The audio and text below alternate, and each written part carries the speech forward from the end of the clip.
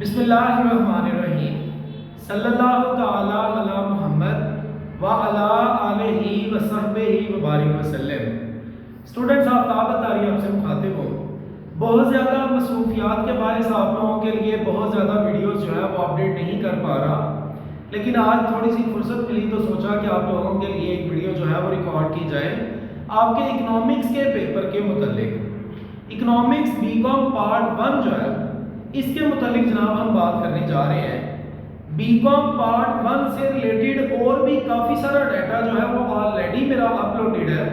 फ़र्ज़ करें आपको कोई बिल्कुल फ्रेश वीडियो इंपॉर्टेंट क्वेश्चंस की नहीं मिल रही, तो आप एटलीस्ट पुरानी जो लेटेस्ट वीडियो हो उसको देख लें। उसको देखने से आपको एटलीस्ट आपके कोर्स का आइडिया हो जाएगा कि आपका कोर्स है क्या।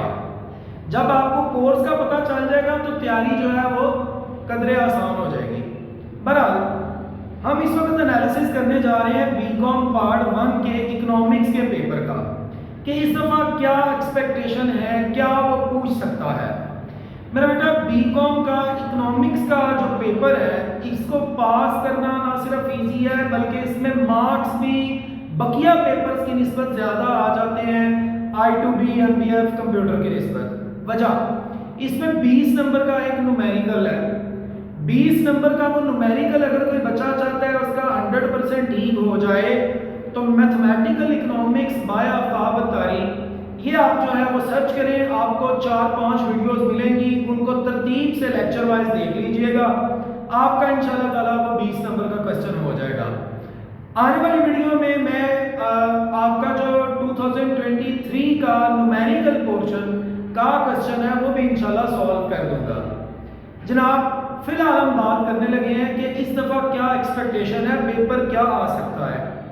तो मेरा बेटा सबसे पहले हम बात करते हैं अपनी जो 3 डेफिनेशंस हैं इकोनॉमिक्स की, रॉबर्ट्स, मार्शल और एडम स्मिथ। उसने आपके 2023 के एनुअल पेपर के अंदर डेफिनेशन जो पूछी थी वो उसने पूछा था कंपैरिजन, 2 डेफिनेशंस का, मतलब रॉबर्ट और मार्शल की डेफिनेशन का कंपैरिजन पूछा था। तो इस दफा एक बात तो तय है कि कंपैरिजन तो नहीं पूछेगा। तो जो 2 डेफिनेशन है ना रॉबर्ट और मार्शल, इन दोनों के मेरिट डीमेरिट आ सकते हैं, या वो इन दोनों में से किसी एक का वो पूछ सकता है क्रिटिकल एग्जामिनेशन, ठीक है, तनकीदी जायजा, तो वो आपको पूछ सकता है। तो आपने इसको तैयार करना है। अब ये जो डेफिनेशन है ना 2 रॉबर्ट और मार्शल की, इसके क्वेश्चन जरूरी नहीं वो बिल्कुल सीधे सीधे आपसे पूछ ले, वो इनको घुमा के भी पूछ सकता है। घुमा के अगर पूछेगा तो क्या कहेगा, मार्शल की डेफिनेशन अगर उसने घुमा के पूछी ना तो वो कहेगा economics is a science of welfare, discuss the statement. इसका मतलब वो आपसे मार्शल की जो डेफिनेशन है ना उसके मेरिट्स पूछ रहा है और साथ में आप उसके डीमेरिट्स भी लिख सकते हैं। अगर वो पूछे कि जनाब आप जो है वो बताएंगे स्कैर्स मींस और अनलिमिटेड वांट्स, इसके ऊपर आप बात करें तो इसका मतलब वो रॉबिन्स को पूछ रहा है, ठीक है जी। तो उसके मेरिट डीमेरिट्स आपसे वो पूछ सकता है, लिहाजा आप इन दोनों क्वेश्चंस को तैयार कीजिएगा।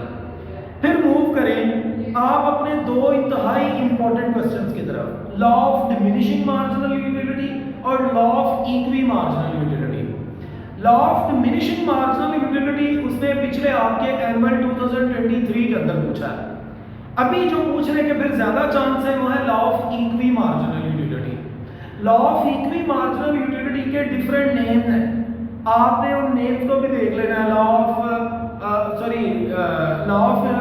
इक्वी मार्जिनल यूटिलिटी के जो 2-4 नेम हैं उन नेम के को पढ़ के फिर आप क्वेश्चन तैयार करें, ताकि पेपर में अगर वो स्टेटमेंट सीधी सी ना भी बोले कि law of equi marginal utility लिखें तो आपको खुद पता हो कि अच्छा वो हमसे क्या पूछ रहा है। फिर मेरा बेटा आप जो है वो आ जाए इंडिफरेंस कर्व। इसके 2 क्वेश्चन हैं।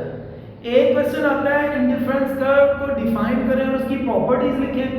एक आता है इंडिफरेंस कर्व और बजट लाइन के जरिए से कंज्यूमर का इक्विलिब्रियम जो है वो फाइंड करें, या बजट लाइन भी इसको कहते हैं और प्राइस लाइन भी कहते हैं। तो इस दफा फिर जो आने के चांस है वो है इंडिफरेंस कर्व के साथ जो है वो कंज्यूमर का इक्विलिब्रियम प्राइस लाइन की हेल्प के साथ। तो आपने उस क्वेश्चन को ज्यादा फोकस कर लेना है। अलबत्ता इन डिफरेंस कर्व की प्रॉपर्टीज भी आप जो है वो रिवाइज कीजिएगा, जो कि उसने 2023 के एनुअल में पूछी है।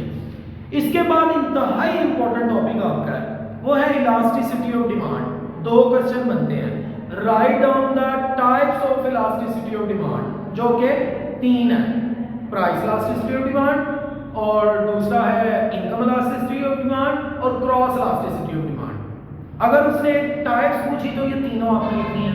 अगर उसने पूछा कि define price elasticity of demand और इसकी मेजरमेंट के मेथड लिखे, तो फिर आपने मेजरमेंट के मेथड लिखने हैं, एक्सपेंडिचर मेथड है और मैथमेटिकल फार्मूला है जिसमें आर्क इलास्टिसिटी और पॉइंट इलास्टिसिटी को डिफाइन किया जाता है, ट्रेस किया जाता है। तो आपने इन दोनों क्वेश्चंस को करना है। इन दोनों में से एक कंफर्म पेपर में आता है। पिछली मरतबा अलबत्ता जो आया है वो उसने पूछा हुआ है कि क्रॉस इलास्टिसिटी और इनकम इलास्टिसिटी जो है ना उसको डिफाइन करें। इसका मतलब इस दफा प्राइस इलास्टिसिटी और उसको मेजर करने के जो मेथड्स हैं उनके ऊपर बात कर सकता है। फिर जनाब आप आ जाए अपनी 3 मार्केट्स की तरफ, परफेक्ट कंपटीशन, मोनोपोली और मोनोपोलिस्टिक कंपटीशन। परफेक्ट कंपटीशन तो वो पूछ चुका है, तो इस दफा मोनोपोली या मोनोपोलिस्टिक कंपटीशन के जो है वो चांसेस हैं। मोनोपोली ज़्यादा इंपॉर्टेंट है, आप उसको भी तैयार करें। उसके बाद नेशनल इनकम इंतहाई अहम टॉपिक है। नेशनल इनकम के टोटल 3 क्वेश्चन हैं, उसमें से 2 ज़्यादा अहम हैं। एक है नेशनल इनकम की मेजरमेंट के मेथड्स और एक है कॉन्सेप्ट ऑफ नेशनल इनकम, और जो तीसरा है वो है circular flow of national income. लेकिन जो 2 मैंने पहले वाले बोले हैं ये ज़्यादा इंपॉर्टेंट है। जो लास्ट टाइम उसने पेपर में पूछा है वो जनाब उसने पूछा है कि परफेक्ट कंपटीशन जो है ना, सॉरी नेशनल इनकम क्या है, उसको उसके मेथड ऑफ मेजरमेंट जो है। तो इस दफ़ा कॉन्सेप्ट्स ऑफ नेशनल इनकम जो है वो as compare to this one ज़्यादा इंपॉर्टेंट है, उसको आप तैयार करें। फिर उसके बाद मेरा बेटा उसने डिमांड वाला जो टॉपिक है ना, डिमांड और सप्लाई, उसमें से उसने एक क्वेश्चन मजीद उठाया हुआ है और वो हमारी एक्सपेक्टेशन से हट के है। वो क्या था? वो था जी लॉ ऑफ सप्लाई। हालांकि इंतहाई आसान है, लॉ ऑफ सप्लाई जो है इंतहाई आसान है, वो पेपर में आमतौर पे नहीं पूछता, लेकिन उसने पूछा हुआ है। सो इसका इसी तरह लॉ ऑफ डिमांड भी तो है, उसको भी आप तैयार कर सकते हैं। या इसके अलावा जो इलास्टिसिटी ऑफ डिमांड के वो आते हैं ना 3 less than unity, more than unity और इक्वल टू यूनिटी, ठीक है ना, वो वाली चीज जो है वो आप देख सकते हैं। Rise and fall, extension and contraction of demand जो है वो आप देख सकते हैं। फिर लॉ ऑफ वेरिएबल प्रोपोर्शन, बड़ा इंपॉर्टेंट क्वेश्चन है, उसको भी आप तैयार करें। इसके अलावा मेरा बेटा आपके पास जो है वो हमारा वो क्वेश्चन है लॉ ऑफ रिटर्न, जिसमें लॉ ऑफ इंक्रीजिंग रिटर्न और डिक्रीजिंग रिटर्न, वैसे 3 है, कांस्टेंट भी है, लेकिन डिक्रीजिंग और इंक्रीजिंग इन दोनों को जो है वो आप तैयार करें। तो मेरा ख्याल है ये मोर देन इनफ सिलेबस है। आप लोग जब पेपर को पेपर सॉल्व करना स्टार्ट करें तो मैथमेटिकल पोर्शन से स्टार्ट करें अगर आपको आता है, क्योंकि वो कर लेने से टाइम भी थोड़ा लगता है और ज़रा खुद को कॉन्फिडेंस भी मिल जाता है कि हाँ मेरा काफ़ी हद तक ठीक है काम। तो बहरहाल ये कुछ डिस्कशन थी, आप इसको जो है वो पहले तैयार कर लें। अगर आपको लगे कि कुछ और क्वेश्चन बनते हैं, इंपॉर्टेंट हैं, तो आप उनको भी जो है वो देख सकते हैं। मज़ीद इंशाअल्लाह ताला हम कोशिश करेंगे कि जनाब आपको गाइड करें। एक बड़ी अहम बात वो ये कि बहुत सारा डाटा जो है वो ऑलरेडी मेरा अपलोडेड है इकोनॉमिक्स से रिलेटेड, आप उसको भी देख के तो अपनी तैयारी कर सकते हैं। Keep watching Aftab Attari official.